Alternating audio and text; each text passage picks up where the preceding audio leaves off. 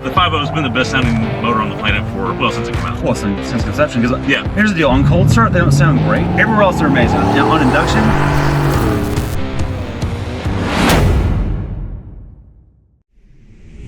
Welcome back to the Texas Truck Channel. I'm Craig. and I'm Brian. And this guy's really excited because it's Coyote Day. Here we go. Coyote Day. It's Coyote Day. This is a 2024 F150. Got them running right here. Let's get right to it. XL, two-wheel drive, 5-liter, 10-speed auto, and it has a 373 with a locker. The only option on this is the 103A package, which gives you silver painted aluminum wheels, chrome front and rear bumpers, fog lights, which they've basically taken off. So what's done here, the MSRP on this actually is $40,155 without discounts. And again, this is from our buddies at SHOTTENKIRK and Granbury. Charles Brockman's your guy. If you want this truck, he can get you taken care of. It's actually closer to $58,000. Well, they made it look a little cooler, I will say. There's the normal stuff, premium plus. There's like warranties for windshield and key replacement and that kind of stuff, paint protection, yada, yada, yada. The Hot Shot package is what this has. Okay. Coming in at $15,995. And let me explain to you what the Hot Shot Is that package to like do deliveries? Yeah, there's a gooseneck trailer Yeah. hitch in the back. No, what this is they basically made the bumpers black to match instead of it being just a flat chrome or something like that. Which So it does look good. right, so it's had paint work to get monochromatic done. Or vinyl, I can't tell which one it is. Looks good though. Yeah. Man, I saw myself in a reflection earlier. These ambers look so awesome. And they've added 22-inch wheels. No, these are niche. They're not cheap, and I'll get into it in a minute. And they've lowered the rear to make it more level. Yeah, so on profile, it still has a little rake to it, but it's not the crazy rake that it came with. It's actually really tasteful. And then more importantly, it has exhaust on it. I'll show you that at the back. But let's get into it, Craig. You've seen the price, it's black. I just gotta get in the wheels real quick. Let's look at this real quick. So these are the niche wheels. I don't know what they are. They're 22s. I don't know what the width is. They look to be about like a 10, give or take. But wrapped around it are the Nitto, what are these? Oh, NT420s. Actually, I had these on my wife's Explorer years ago. They still make this tire. That's cool. 275 50 R22. Okay, I can tell you, I've put about 30 miles on this truck on the way here to film and everything else back and forth. It rides and drives really well. So we'll talk more on the in-cab part. But the grill is menacing. We already pointed that out. I'm going to come back there. It looks so good. Keep your fog lights. That's kind of nice. The paint is actually not just a generic black. It has flake all in it. It's hard to tell because it's a little bit dusty of the truck. But there's metallic in there a lot. Oh yeah, the Hot Shot package also has a tonneau cover on the bed. So you gotta have that if you're a street truck, that's the jam. If you're a Ford, you've gotta be capless, which it is. Good job, Ford. Keep that going. Out back, same wheel and tire, and let me show them the shackle. So what they've done to lower it, Craig, they put a shackle bracket. Look right here, the top of the leaf spring. What that does is it increases the distance from the frame, the frame and the leaf spring. So it makes the leaf spring ride higher up in relation to the frame of the body, so it brings the rear of the truck down. What does stay the same is your spring rate stays the same and your front suspension is identical. So it doesn't ride weird. A lot of times lower trucks ride awful. This clears curbs still. It's just a simple, tasteful mod. They've done a good job on it. It's not harsh. It's not harsh. The exhaust, we've got dual tip, one here. Oh yeah, old school. Old school, one on the other side. I gotta see if I can tell what muffler's on here because it's a MagnaFlow. Okay, so it's a MagnaFlow. No wonder it sounds so good. Yeah. So very smooth sound. Yeah, that sounds like a MagnaFlow. That makes sense. That makes sense. It also has backup sensors, which is kind of cool for a stripped truck. I say stripped. It's not really stripped. Not anymore. It's got more than I thought it did. 2-inch receiver is standard, and look, we don't care about departure angle because it's not going off-roading, but we do care about what it sounds. Let's tell you that now.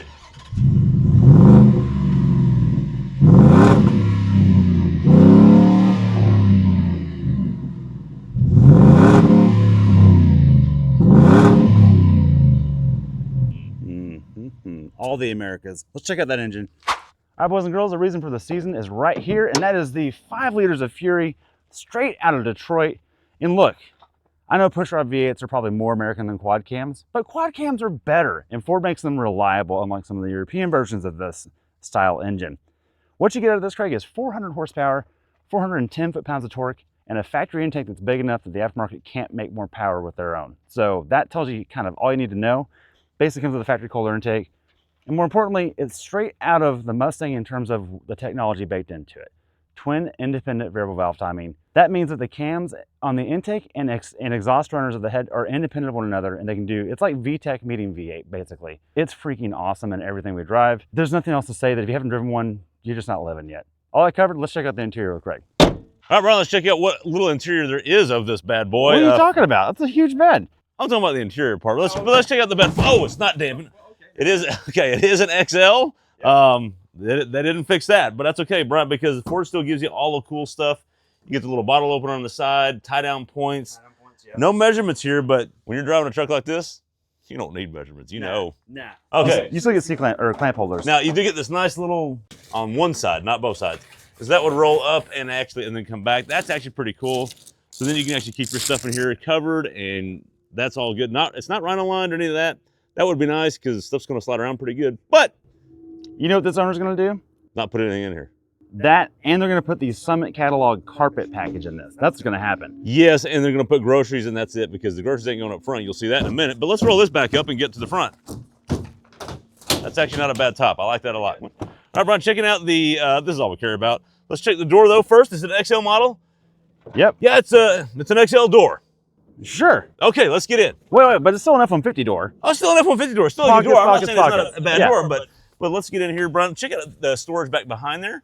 Because one of the things, look, we don't get regular cabs on review very often. I got to get back here and see mine too. And I'm just mentioning this because it's cool. Do you remember the regular cabs when you were in high school? Yeah, you had nothing back There's nothing back. Look how much room there is. Yeah, look at the room behind the center console. That's pretty cool. So I like that a lot. When we were kids, Dad would have made us ride back here. You dang right he would have. Yeah. And you got a little storage back here for cubby holes, and that's pretty good. All right, let's get back to business. Here's what I do like, Brian. I do actually kind of like the vinyl. Hear me out on the vinyl. Oh boy, here we go. So many manufacturers charge you for leather, and it's all this is anyways, is leather. Yeah, in fact, Subaru calls it some bullcrap eco something. Startex. Yeah, that, and it's the same thing. So anyways, there's that. But Brian, also, I want to point out the XL base center console. This is actually very functional. It really is. Look at this. You get this one first, pull it forward. It's a workstation. It's a workstation. Look at that. That's it. Yeah. Oh, that's it. Yeah. Okay, it's a workstation. So it's for your laptop to go to. So you put your laptop here or whatever. And then when you slide it forward all the way, you have a secondary console right here. So if you wanted to just drive around like this, you now have more storage back here. Right. Or and then right there. You just put your cup holders there. So there's but wait, there's more. You pull this up. Brian, you know what this is for? Oh yeah. It's for your honey. That's for your honey, that's right. And then look, there's probably more down here. That's where certain peacemakers go, okay? Sure, yeah. So there's that. And then, Brian, plenty of storage down here because we don't have any four-wheel drive in the way. Right. We have drive modes. And look at that. You mentioned it on the spec sheet. Yep.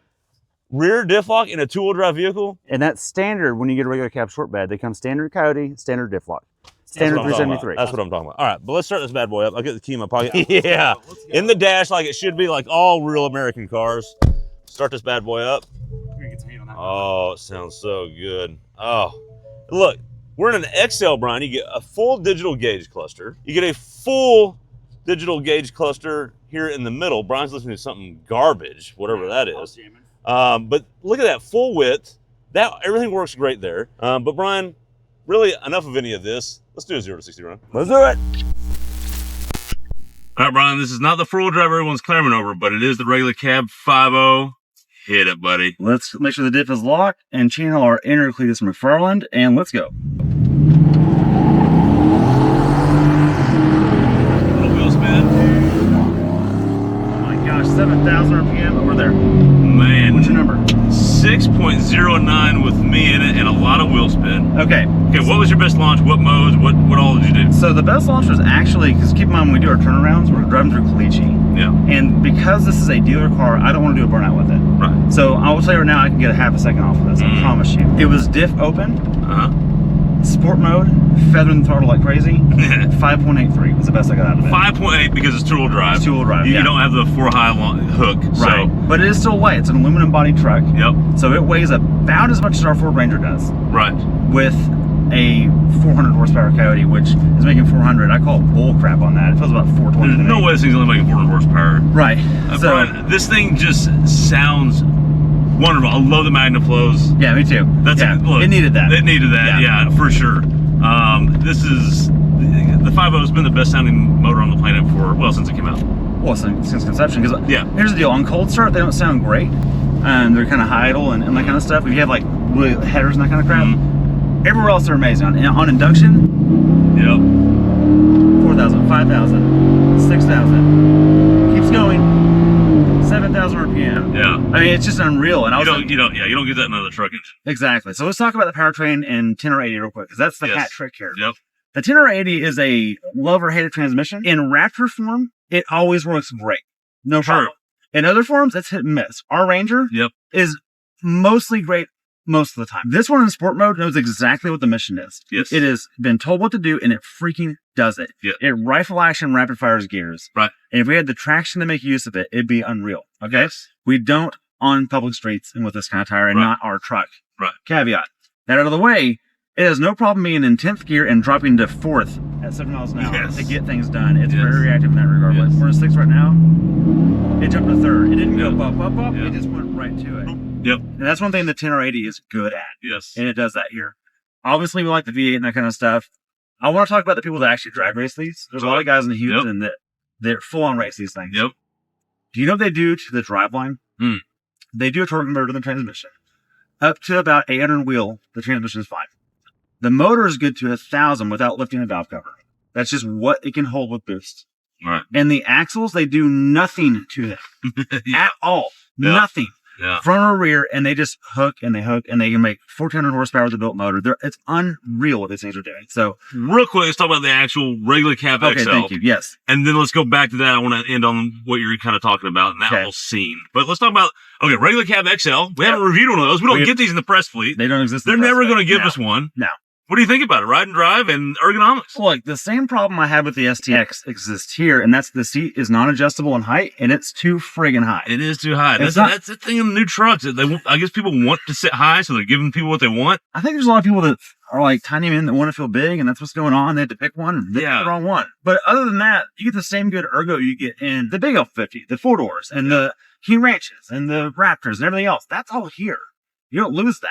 What you do lose, Craig, is a leather wrap steering wheel. This feels real cheap. Yeah, but it is what it is. It is an XL. This is a work truck. Absolutely. Look, here's what I'll say. I remember work trucks back in the day, back when we were going to school or when we were getting in the cars. They suck. They were stripped, man. Oh, it was one bench. Yes, the final was one already ripped. bench. You're lucky if you probably had AM radio. FM was an option. It was. Well, maybe for you, not for me. It wasn't that bad. But then, and also, if the driver was short, the whole bench went forward. Right. So, like, this seat would be a huge upgrade to the trucks. I know we're talking about the interior, but this is for a stripped regular cab truck. Man, you're winning right now. You got all the screens, dude. You got all the ergonomics. It's comfortable. It's quiet. You get power windows as standard. I mean, that was like a huge luxury back in the day, and that's just what they come now. If you get a work truck and you have to drive around for work, and it's an F-150, you're winning. You're doing okay. You're doing okay. You're doing right. That's all I'm saying. Yeah, I agree. And honestly, as much as we love the Coyote, all the powertrains right now are really good. Now, back to the scene you're talking about with people that drag racing these things. I want to get back to that because, Brian, the boomers would always talk about the late 60s, pre-emissions control, Mopar Hemi, the Hemi era, all the GM, the small blocks, all that fun stuff. Yeah, or the big blocks. That's fun. And I'm just here to tell you, the new scene, the current modern day version of that is this with 4-wheel drive, 5.0. People are having so much fun with these things, and I love it, and I think it's great, and I can't wait to hear kids complain about these vehicles down the road. Oh, yeah. When everything is EV, you're going to miss this. And what I'm getting at is people that have been Mustang people, Fox body guys for generations, that crowd is going here now. Yes. Because you can't get a 4-wheel drive Mustang. Right. That's just the reality. And this thing's so light.